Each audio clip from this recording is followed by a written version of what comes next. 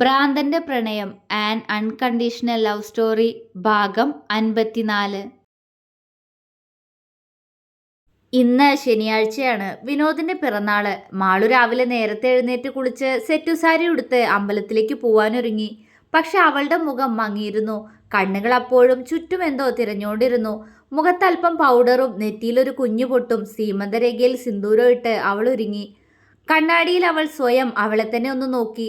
അവളുടെ കൈകൾ അവളുടെ കഴുത്തിലേക്ക് നീണ്ടു. അവിടം ശൂന്യമാണ്. അവളുടെ കണ്ണൊന്ന് നിറഞ്ഞു. അവള് ബെഡിൽ കിടക്കുന്ന വിനോദിനെ നോക്കി. നല്ല ഉറക്കമാണ് അവൻ. അവള് പതിയെ അവന്റെ അടുത്തേക്ക് പോയിരുന്നു. ബെഡിൽ കമഴ്ന്നു കിടന്നാണ് അവന്റെ ഉറക്കം. അവൾ എഴുന്നേറ്റ് കഴിഞ്ഞാൽ അവൻ അവള് കിടന്നിരുന്ന പില്ലോ എടുത്ത് അതിനെ കെട്ടിപ്പിടിച്ചാണ് ഉറങ്ങുന്നത്. അവളുടെ ചുണ്ടുകൾ അവന്റെ കവിളിൽ അമർന്നു. ഹാപ്പി ബർത്ത്ഡേ ഉണ്ണിയേട്ടാ, അവൾ മൃദുവായ സ്വരത്തിൽ പറഞ്ഞു. അവൻ അപ്പോഴും ഉണർന്നിരുന്നില്ല. അവൾ ക്ലോക്കിലേക്ക് നോക്കി. സമയം 7 മണി ആകാറായിരിക്കുന്നു. ഇനി നിന്ന വൈകും. ഉണ്ണിയേട്ടാ എഴുന്നേറ്റ്, സമയായിട്ടോ. അത്രയും പറഞ്ഞുകൊണ്ട് അവൾ ബെഡിൽ നിന്നും എഴുന്നേറ്റു. താങ്ക് യു മാളൂട്ടാ, അവൻ പുഞ്ചിരിയോടെ പറഞ്ഞു. എന്തിന്? മാളു സംശയത്തോടെ ചോദിച്ചു. നേരത്തെ നീ എന്നെ ബർത്ത്ഡേ വിഷ് ചെയ്തില്ലേ, അതിന്, അവൻ കുറുമ്പോടെ പറഞ്ഞു. അപ്പോ ഉണർന്നു കിടക്കുമായിരുന്നോ? മാളുവിന്റെ മുഖം വീർത്തു. അതേലോ, അവൻ കുസൃതി ചിരിയോടെ പറഞ്ഞു. അവള് പുഞ്ചിരിച്ചു. എന്തുപറ്റി? എന്റെ പെണ്ണിന്റെ മുഖത്തൊരു തെളിച്ചല്ലല്ലോ, അവൻ സംശയത്തോടെ ചോദിച്ചു. അവന്റെ ചോദ്യത്തിൽ അവൾക്ക് പേടി തോന്നി. ഒന്നുമില്ല ഉണ്ണിയേട്ടാ, ഉണ്ണിയേട്ടന് തോന്നുന്നതാ. അവളുടെ ശബ്ദം പതിഞ്ഞു പോയിരുന്നു. കണ്ണുകൾ എന്തിനോ നിറഞ്ഞു. എന്താടാ? അവൻ സ്നേഹത്തോടെ ചോദിച്ചു. ഒന്നുമില്ല ഉണ്ണിയേട്ടാ, ഉണ്ണിയേട്ടൻ പോയി കുളിക്ക്, നമുക്ക് ക്ഷേത്രത്തിൽ പോണ്ടേ. അവൾ പുഞ്ചിരിക്കാൻ ശ്രമിച്ചു. അവൻ അവളുടെ നിറഞ്ഞ കണ്ണുകളിലേക്ക് അല്പനേരം നോക്കി നിന്നു. പിന്നെ ഡ്രസ്സ് എടുത്ത് ബാത്റൂമിലേക്ക് നടന്നു. ബാത്റൂം ഡോർ അടയ്ക്കുന്നതിന് മുന്നേ അവൻ അവളെ ഒന്ന് തിരിഞ്ഞു നോക്കി. നഗ്നമായ കഴുത്തിൽ തലോടിക്കൊണ്ട് നിലത്തപ്പോഴും എന്തോ തിരയുകയായിരുന്നു മാളു. അവനൊന്ന് നിശ്വസിച്ചുകൊണ്ട് ബാത്റൂം ഡോർ അടച്ചു. മാളു നിറയുന്ന കണ്ണുകളോടെ എല്ലായിടവും തിരഞ്ഞുകൊണ്ടിരിക്കുകയാണ് അവളുടെ കഴുത്തിലുണ്ടായിരുന്ന താലിമാലയ്ക്ക് വേണ്ടി. ഇന്നലെ ഉച്ചവരെ അത് അവളുടെ കഴുത്തിലുണ്ടായിരുന്നുവെന്ന് അവൾക്ക് ഉറപ്പാണ്. പക്ഷെ വീട്ടിൽ വന്ന് നോക്കിയപ്പോൾ താലിമാലയോട് കൂടി കാണുന്നില്ല. അവൾക്ക് ഹൃദയം പൊട്ടുന്ന വേദന തോന്നി. കോളേജിൽ അത് മിസ്സായിട്ടുണ്ടാവുമെന്ന് ഓർക്കുന്തോറും അവളുടെ ശരീരം വിറച്ചു. കണ്ണുകൾ തുളുമ്പി. ഇവിടെ ആർക്കും അറിയില്ല. ഉണ്ണിയേട്ടനോട് പറയാൻ എന്തോ പേടി തോന്നുന്നു. അതിനേക്കാൾ ഉള്ളിൽ സങ്കടം തോന്നുന്നേ, ഹൃദയം പൊട്ടുന്നത് പോലെ. ഒപ്പം ഉണ്ണിയേട്ടനറിഞ്ഞാ വഴക്കു പറഞ്ഞാലോന്ന് പേടി.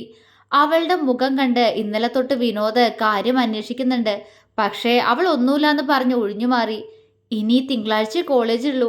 അതുവരെ ആരും അറിയാതെ നോക്കണം. പേടിയുണ്ടെങ്കിലും അത് ക്ലാസ്സിൽ തന്നെയാവുമെന്ന് അവൾക്ക് ഉറപ്പുണ്ടായിരുന്നു.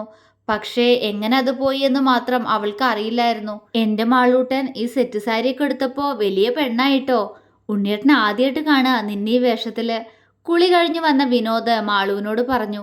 മാളു അവനെ ഒന്ന് നോക്കി. അപ്പോ നമ്മുടെ കല്യാണ ഫോട്ടോയിൽ ഉണ്ണിയേട്ടൻ കണ്ടിട്ടില്ലേ? അവള് ചിരിയോടെ ചോദിച്ചു.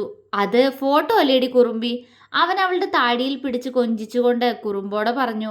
മാളു തിളങ്ങുന്ന കണ്ണോടെ അവനെ നോക്കി. അത്രയ്ക്കിഷ്ടായോ? അവൾ അവന്റെ കണ്ണിലേക്ക് തന്നെ ഉറ്റുനോക്കി.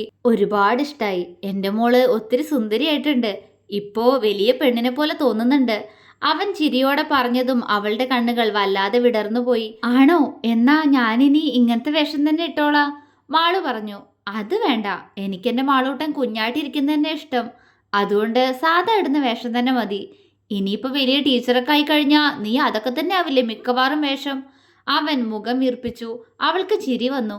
നീ നല്ലോണം പഠിക്കണം കേട്ടോ മാളു. നിന്റെ അച്ഛൻ്റെ അമ്മയുടെ ആഗ്രഹം പോലെ നീ ഒരു ടീച്ചറാവണം. ഉണ്ണിയേട്ടൻ നിന്നെ എത്ര വേണമെങ്കിലും പഠിപ്പിച്ചോളാം, അവൻ വാത്സല്യത്തോടെ പറഞ്ഞു. അവൾ മൂളി. അച്ഛൻ്റെ അമ്മയുടെയും ഓർമ്മയിൽ അവളുടെ കണ്ണൊന്ന് നനഞ്ഞു. അതറിഞ്ഞെന്ന പോലെ വിനോദ് അവളുടെ നെറുകയിൽ അമർത്തി ചുംബിച്ചു. അവൾ അവൻ്റെ മുഖത്തേക്ക് നോക്കി. ഉണ്ണിയേട്ടന് ബർത്ത്ഡേ ഗിഫ്റ്റ് ഒന്നും തന്നില്ലല്ലോ നീ, അവൻ കപട ഗൗരവത്തോടെ ചോദിച്ചു. മാളു അവനെ കൂർപ്പിച്ചു നോക്കി. എന്താടി? അവളുടെ നോട്ടം കണ്ട് അവൻ സംശയത്തോടെ ചോദിച്ചു. ഉണ്ണിയേട്ടന് ഇപ്പം ഇട്ടേക്കുന്ന ഡ്രസ്സ് പിന്നെ ആര് വാങ്ങിച്ചതാ? ഇന്നലെ കോളേജ് വിട്ട് വരുന്ന വഴി ഞാനും ചിന്നു ടെക്സ്റ്റൈൽസിൽ കയറി. ഞാൻ ഉണ്ണിയേട്ടന് വേണ്ടി വാങ്ങിച്ചതാ ഇത്, അവൾ കണ്ണുരുട്ടിക്കൊണ്ട് പറഞ്ഞു. അവനാണോ എന്ന പോലെ അവളെ നോക്കിക്കൊണ്ട് അവൻ്റെ ഷർട്ടിലേക്ക് നോക്കി. ഒരു ബ്ലാക്ക് കളർ ഷർട്ടും അതേ കരയുള്ള മുണ്ടുമാണ് അവൻ്റെ വേഷം. അവൻ അവളുടെ മുഖത്തേക്ക് നോക്കി. ആകെ വീർത്തിട്ടുണ്ട് പെണ്ണിന്റെ മുഖം. അത് കണ്ട് അവൻ ഇളിച്ചു കൊടുത്തു. അച്ചോടാ, ഇങ്ങനെ വീർപ്പിക്കല്ലേ പെണ്ണേ ഈ കവള്, അവൻ പറഞ്ഞു. ഇതൊക്കെ വാങ്ങിക്കാനുള്ള പണം ഉണ്ടായിരുന്നോ നിന്റെ അടുത്ത്? അവൻ സ്നേഹത്തോടെ ചോദിച്ചു. ഉണ്ണിയേട്ടൻ തരുന്നതൊന്നും ഞാൻ ചെലവാക്കാറില്ലല്ലോ, അവള് തിരികെ പറഞ്ഞു, പുതിയ ഡ്രസ്സാന്ന് മനസ്സിലായി. പക്ഷേ അതിന്റെ ചുന്ദരി പെണ്ണുണ്ണിയേട്ടന് വേണ്ടി വാങ്ങിച്ചതാന്ന് ഞാൻ അറിഞ്ഞില്ലടാ, സോറി. മാളു പുഞ്ചിരിച്ചതേ ഉള്ളൂ. അല്ല, അമ്പലത്തിൽ പോണ്ടേ പെണ്ണെ? അവൻ ചോദിച്ചതും അവള് മൂളി. അവൻ അവളെ ആകെ ഒന്ന് നോക്കി. എല്ലാം കൊണ്ട് സൂപ്പറാ, പക്ഷേ എന്റെ മാളൂൽ എന്തോ ഒന്ന് കുറവുള്ളതുപോലെ.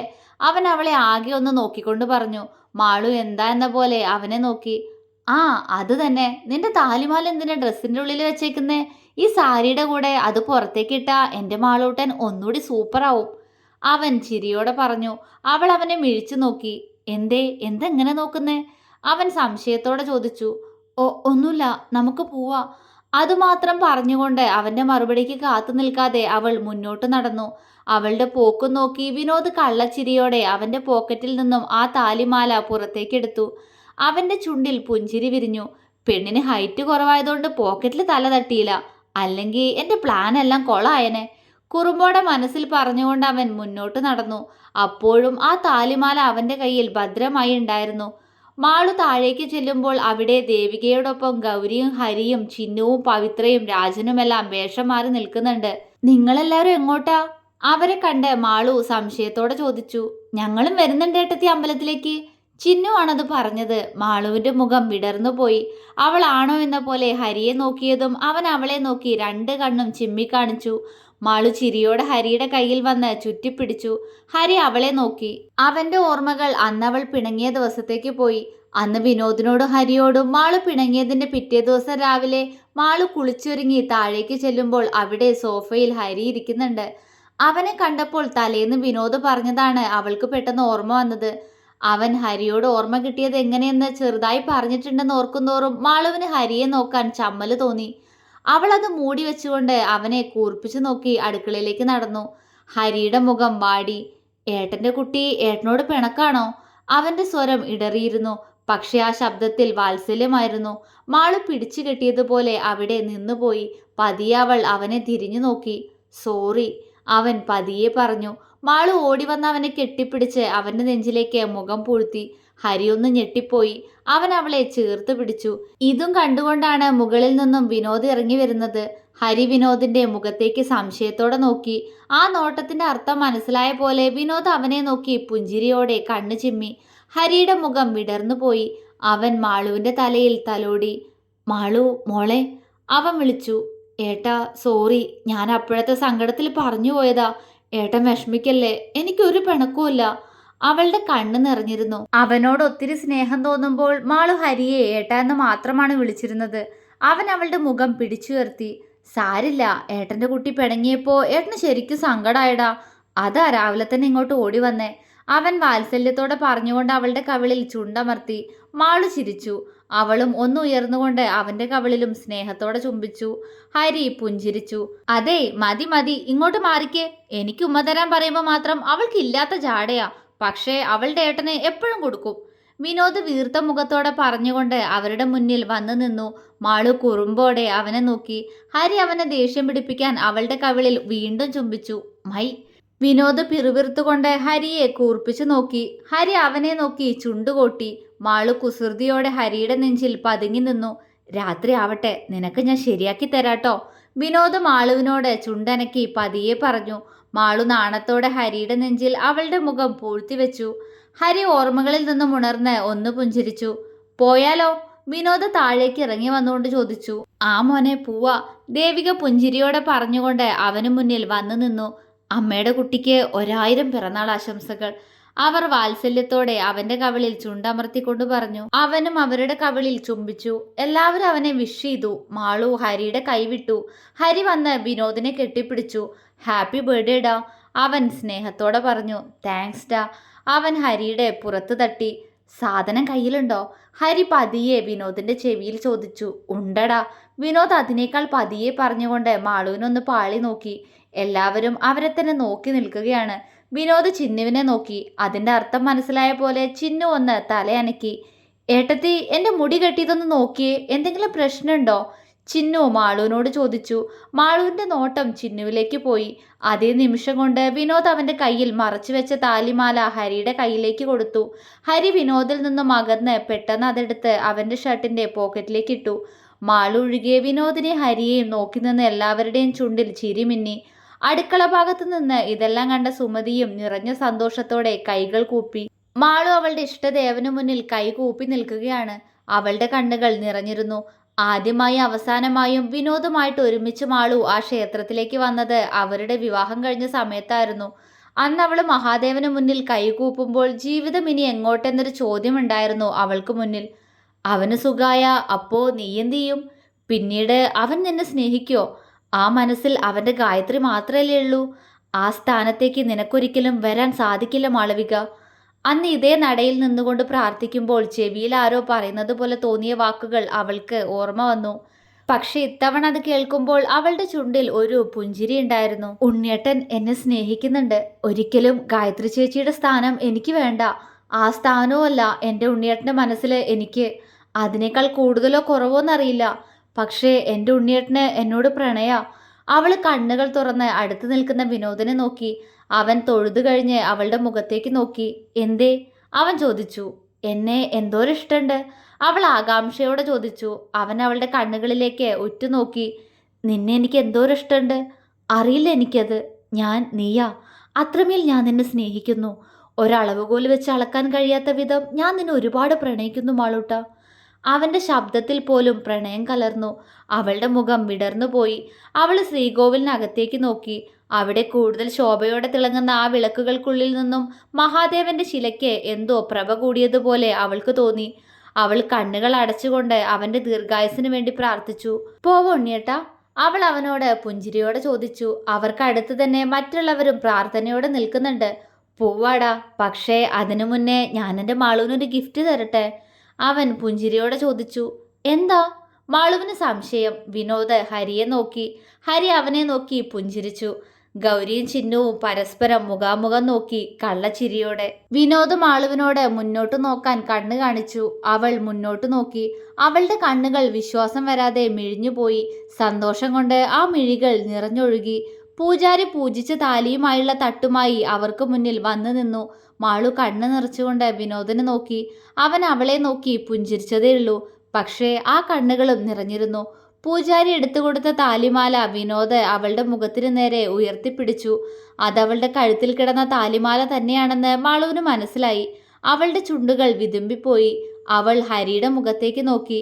ഫോണിൽ ക്യാമറ ഓണാക്കിക്കൊണ്ട് അവൻ അവളെ നോക്കി സന്തോഷത്തോടെ ചിരിച്ചു. വിനോദ് മാളുവിൻ്റെ അടുത്തേക്ക് നിന്ന് അവളുടെ കഴുത്തിലേക്ക് ആ താലി അണിയിച്ചു. എല്ലാ ഓർമ്മകളോടും കൂടി അവളെ അവൻ അവൻ്റെ പാതിയാക്കി.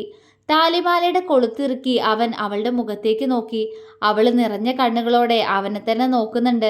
സീമന്തരേഖയിൽ അവൻ്റെ കൈകളാൽ ചുവപ്പ് പടരുമ്പോൾ അവളുടെ ഹൃദയം സന്തോഷം കൊണ്ട് തുടികൊട്ടി. ചുറ്റും എല്ലാവരും സന്തോഷത്തോടെ കൈകൊട്ടി. ശ്രീകോവിലിനകത്ത് മഹാദേവന്റെ പുഞ്ചിരിക്ക് മാറ്റുകൂടി. പൂജാരി താലത്തിലെ പൂക്കളെടുത്ത് അവർക്ക് മേലേക്ക് എറിഞ്ഞുകൊണ്ട് അവരെ ആശീർവദിച്ചു. ഹരി അവന്റെ നിറഞ്ഞ കണ്ണുകൾ അമർത്തി തുടച്ചു. ദേവിക സാരിത്തലപ്പ് കൊണ്ട് അവരുടെ കണ്ണുനീർ തുടച്ചു നീക്കി. തിരിച്ചുള്ള യാത്രയിൽ അവരുടെ കാർ ഓടിച്ചിരുന്നത് ഹരിയായിരുന്നു. ദേവികയും രാജനും പവിത്രയും രാജന്റെ കാറിലാണ്. ഹരി കോ ഡ്രൈവിംഗ് സീറ്റിലിരിക്കുന്ന ചിന്നുവിനെ കുറുമ്പോടെ നോക്കി. അവൾ അവനെ നോക്കി കണ്ണുകൾ ചിമ്മി. മാളു വിനോദിന്റെ തോളിലേക്ക് ചാഞ്ഞിരിക്കുകയാണ്. പക്ഷേ അവളുടെ ഒരു കൈ അവൻ കെട്ടിയ താലിമാലയിലാണ്. എങ്ങനെ കിട്ടി? അവൾ പതിഞ്ഞ ശബ്ദത്തിൽ ചോദിച്ചു. എന്ത്? അവൻ കുറുമ്പോടെ ചോദിച്ചു. മാളു തലയുയർത്തി അവനെ കൂർപ്പിച്ചു നോക്കി. വിനോദ് ഇളിച്ചു കൊടുത്തുകൊണ്ട് അവളെ വീണ്ടും അവന്റെ തോളിലേക്ക് തന്നെ ചായ്ച്ചു. എല്ലാം ചിന്നുവ ചെയ്തേ. വിനോദ് ചിരിയോടെ പറഞ്ഞതും മാളു വിനോദിനെ മിഴിച്ചു നോക്കി. അവൻ കുറുമ്പോടെ കണ്ണുകൾ ചിമ്മി. മാളു മുന്നിലിരിക്കുന്ന ചിന്നുവിനെ തറപ്പിച്ചു നോക്കി. അവൾ ഇളിയോടെ മാളുവിന്റെ മുഖത്തേക്ക് നോക്കുന്നുണ്ട്. അത് പിന്നെ ഏട്ടത്തി, ഞാൻ ഏട്ടത്തിയുടെ ക്ലാസ്സിൽ വന്നപ്പോ ഏട്ടത്തി തലവേദനിക്കുന്നു പറഞ്ഞിട്ട് ക്ലാസ്സിൽ റെസ്റ്റ് എടുത്തില്ലായിരുന്നോ? ഏട്ടത്തി അങ്ങനെ ഉറങ്ങിപ്പോയായിരുന്നു. എങ്ങനെയെങ്കിലും ഇതൊന്ന് വിനോട്ടിനെ കയ്യിലെത്തിച്ചു തരാൻ പറ്റുമോന്ന് കുറച്ച് ദിവസമായിട്ട് വിനോട്ടൻ ചോദിക്കുന്നുണ്ടായിരുന്നു. വീട്ടിൽ നിന്നായ വിനോട്ടിനെ ഏട്ടത്തി സംശയിക്കൂന്ന് അവൾ ഇളിയോടെ പറഞ്ഞു. മാളു വിനോദിനെ ദേഷ്യത്തോടെ നോക്കി.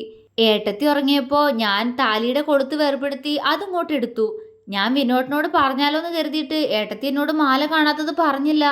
അല്ലെങ്കിൽ ഞാനിത് അപ്പം തന്നെ തന്നേനെ. ചിന്നു നിഷ്കളങ്കമായി പറഞ്ഞു. പോടി. മാളു മുഖം വീർപ്പിച്ചു. ചിന്നു ചിരിച്ചുപോയി. അപ്പോ ഹരിയേട്ടനും അറിയായിരുന്നോ? അവൾ പരിഭവത്തോടെ ഡ്രൈവ് ചെയ്യുന്ന ഹരിയോട് ചോദിച്ചു. അത് മോളെ നൈസായിട്ട് ഏട്ടനും അറിയായിരുന്നു. അവൻ ചിരിയോടെ പറഞ്ഞു. മാളു മുഖം വീർപ്പിച്ചു. അല്പനേരം ആരും ഒന്നും മിണ്ടിയില്ല. പതിയെ അവൾ വിനോദിന്റെ നെഞ്ചിലേക്ക് ചാഞ്ഞിരുന്നു. വിനോദ് സ്നേഹത്തോടെ അവളെ ചേർത്ത് പിടിച്ചു. മിററിലൂടെ ആ കാഴ്ച കണ്ട ഹരിയും ചിന്നുവും പുഞ്ചിരിച്ചു. ഗൗരി അവരെ തന്നെ നോക്കിയിരിക്കുകയായിരുന്നു അപ്പോഴും, നിറഞ്ഞ സന്തോഷത്തോടെ. എന്തിനായിരുന്നു? മാളുവിന്റെ ശബ്ദം നേർത്തുപോയി. നിന്നെ എല്ലാ ഓർമ്മകളോടും കൂടി എന്റെ താലി അണിയിക്കണമെന്ന് തോന്നി. ആ ഓർമ്മകൾ എന്നിൽ നിന്നും മായാൻ ഞാൻ ഒരിക്കലും ആഗ്രഹിക്കുന്നില്ല, അവൻ പ്രണയത്തോടെ പറഞ്ഞു. മാളു നിറഞ്ഞ കണ്ണുകളോടെ അവന്റെ മുഖത്തേക്ക് നോക്കി. അവൻ സ്നേഹത്തോടെ അവളുടെ നെറുകയിൽ ചുണ്ടമർത്തി. 1 വർഷത്തിനു ശേഷം തുടരും.